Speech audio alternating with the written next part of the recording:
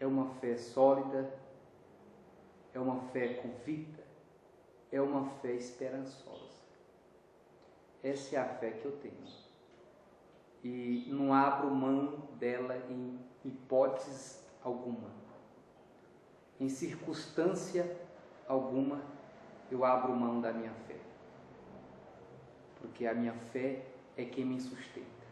Se não fosse a minha fé que eu tenho em Jesus de Nazaré, eu jamais estaria aqui. É um demônio, porque o demônio, ele entra na mente de um padre e faz com que aquele padre, ele se torne um escravo psicológico, escravo da sua mente, porque um pedófilo, desejo, atração por uma criança, é um demônio, mas tão diabólico, mas é uma coisa tão diabólica que a gente não tem palavra para discutir um assunto tão absurdo como esse, né? Como que um líder católico, um padre, um bispo, um sacerdote, permite que um demônio dessa natureza, desse caráter tão diabólico, venha entrar na mente de um indivíduo desse e fazer ele sentir tesão por uma criança. É uma coisa extremamente absurda. A religião católica não permite que o padre se case, tenha esposa. É absurdo, extremamente absurdo. Na minha concepção, eu acredito que essa é a razão pela qual nós podemos vivenciar, presenciar nos noticiários essa podridão católica, essa difamação evidentemente concreta.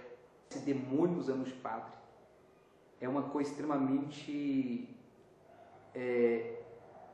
crítica, é um assunto crítico, é um assunto que nós temos que debater, discutir e procurar melhorar cada vez mais para que não venha se repetir no meio das religiões. Eu acredito que também tenha pedófilo também no meio do povo evangélico. Claro que ser humano é ser humano, né?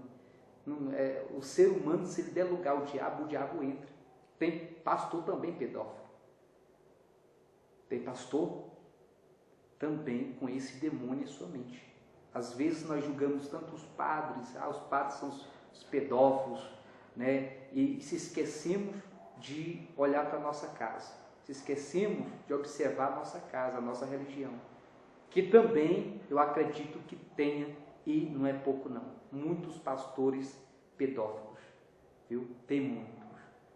Não foi ainda descoberto, manifestado, mas eu acredito que vai ser, e que Deus não pode permitir isso dentro da sua casa, e que Deus retire, porque é uma prática extremamente absurda, é uma prática diabólica, é uma coisa tão diabólico, destrutível, porque o diabo trabalha na mente da pessoa e faz com que aquele indivíduo se torne um escravo sexual e começa a fantasiar, o diabo começa a fantasiar, ele fantasia a mente do indivíduo e faz com que ele venha ter tesão por uma criança. Que coisa absurda, é uma coisa maligna mesmo, e tem que ser punido, claro, tem que ser punido, assim como existe a lei do homem, existe a lei de Deus. O indivíduo que tem um desvio de conduta social, ele tem que ser punido, assim também como um indivíduo que tem um desvio de conduta espiritual, ele também é punido por Deus. Deus também o pune com consequências realmente trágicas. Evidentemente que a gente tem visto muitos padres que de fato são de Deus, padres homens de Deus, né? Que de fato têm um compromisso com Deus, e um compromisso sério, um compromisso de uma natureza realmente espiritual, de um caráter extremamente notório.